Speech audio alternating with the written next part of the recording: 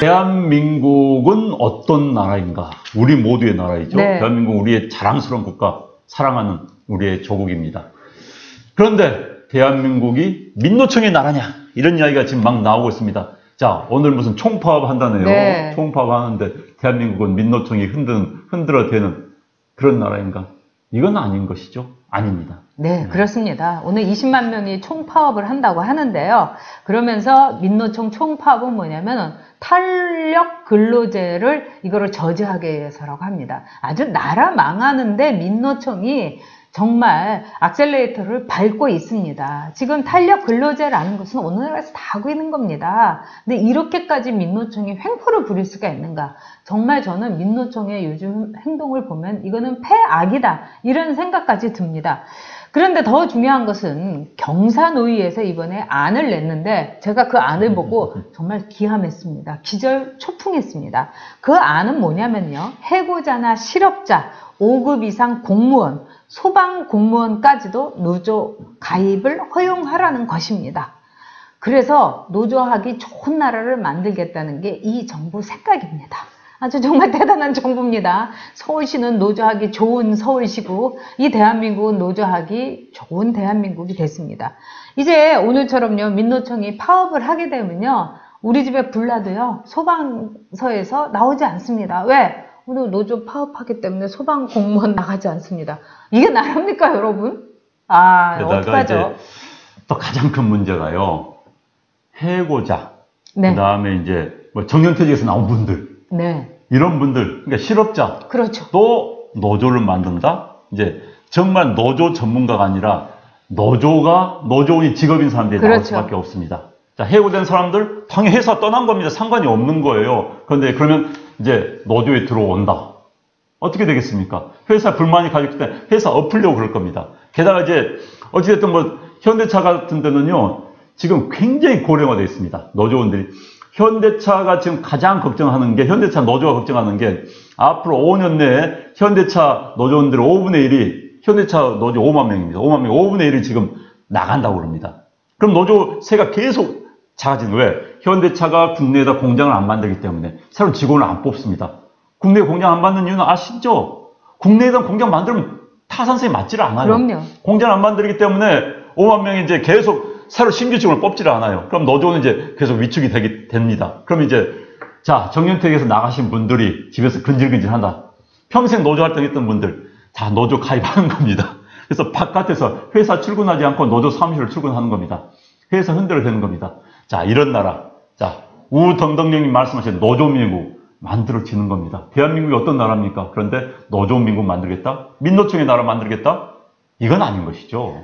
네, 장재현님 말씀대로 김밥 천국이 아니라 노조 천국입니다. 그리고 여러분, 우리가 아주 근본적인 그 상식적으로 생각을 해보면요, 노조라는 것은 회사의 소속원이 조합을 만드는 게 노조입니다. 근데 회사에서 잘려도, 회사를 정년퇴직해도 그러면 노조원이 된다. 아니, 세상에 이렇게 자격 없는 사람들이 있는 노조, 이게 제대로 된 노조입니까? 한마디로 이거는 어불성설입니다. 그리고 진짜 웃기는 노조입니다. 근데 이 사람들이 왜 그럴까요? 이 촛불 이걸 하면서 이 사람들이 우리가 돈 댔고 우리가 인력 동원했고 그러니까 지금 계산서 내밀어 갖고 이렇게 엉뚱한 제안을 우리 정부의 경사노위라는 이름 아래 하면서 그 말하자면은 대금을 받아나겠다는 거 아닙니까? 이 알바 수당을요.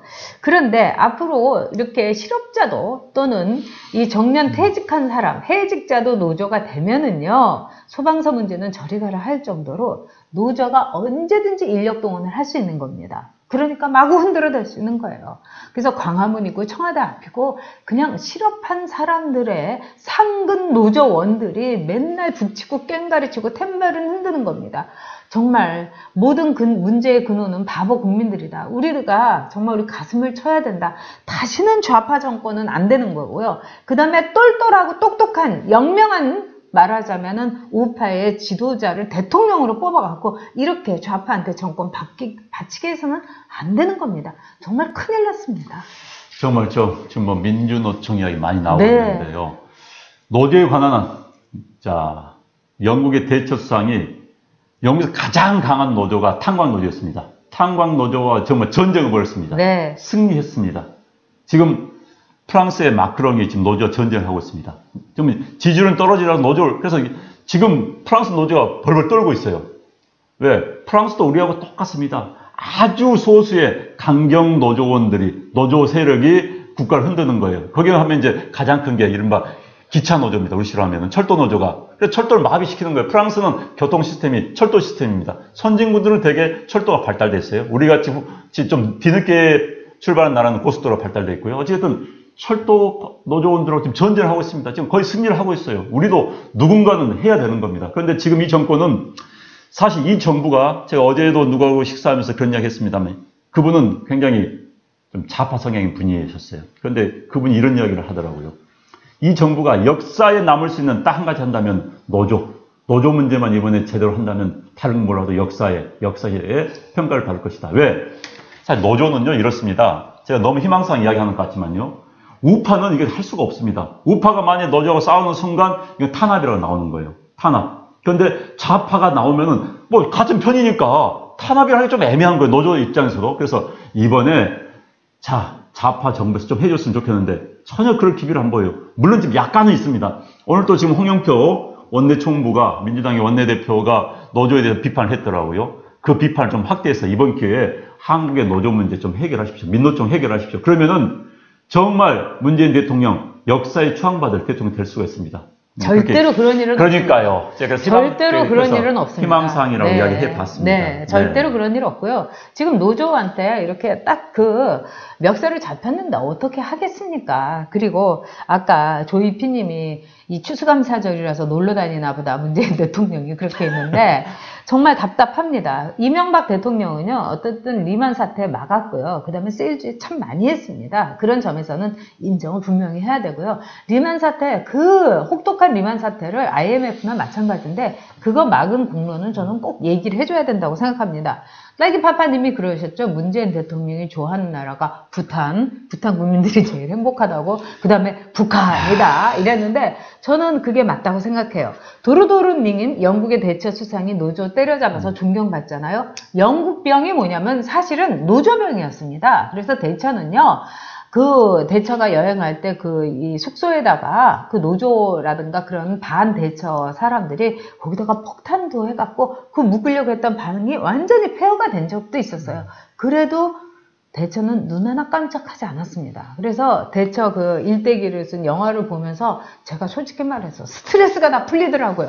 그렇게 꿋꿋한 대처를 보니까요. 그리고 노조가요, 불법 시위하면은 대처는 뭐라고 하냐면 by the law였습니다. 법대로 한다. 이라고 모조리 잡아놓았어요. 왜? 법대로 하는 거다. 법치다. 근데 맞습니다. 이 나라는 민노총이 무슨 법이에요. 그래서 이렇게 올려 바치고 있습니다. 아마도 문재인 대통령 지금 좌파 세력 끝까지 민노총하고 짝짝꿍 하면서 갈 겁니다. 제가 거기에다가 5만 원 걸겠습니다. 자, 정말요. 아니, 정말 중요한 거 말씀해 주세요. 법대로. 네. 법대로 하면 되는 겁니다. 모든 거 법대로 하면 되는 거예요. 그 다음에 이제 아이언님, 부탄, 북한 촉하는 문피아들. 네. 저희 문재인 대통령이 부탄을 불허하는 거 보고, 야, 그런 걸 우리가 이제 우물한 개구리적 사고방식입니다. 왜냐면요, 부탄 사람들은요, 세계를 몰라요. 부탄 분들은 이렇습니다. 아주 특수한 나라죠. 자, 부탄 분들은 19인치 흑백 TV가 세상의 모든 건 줄 압니다. 그거 보고도 만족을 해요. 왜? 그 뒤에 50인치짜리 칼라 TV 있다는 건 모르기 때문에. 근데 우리는 다 노출된 나라입니다. 국민들은 부러워할 수밖에, 50인치 칼라 TV 가지를 원하는 거예요. 76인치를 원하는 거예요. 아주 고립된 소수의 사회에서는 그렇게 살 수 있습니다. 그걸 대한민국이 그걸 지향한다? 그걸 부럽다? 있을 수가 없는 것이죠. 대한민국 전 세계 해외여행 가장 많이 간 나라 대한민국입니다. 그런데 부탄하고 비교할 수 없는데 그걸 부탄을 보고 이런 식의 나라를 만들어야지. 그러니까 이 사고 틀에 지금 여기 서울시장이 꼭 그 꼴입니다, 지금. 서울 도심에다 네. 뭐 심는다는 게 꼭 그 꼴이에요. 네, 정말 똑같아요. 세상은 변하고 있고 세상은 넓습니다. 그런데 정말 자기 안목으로 이것만 보고 이게 부럽고 이게 이상향이다? 이건 아닌 것이죠. 네.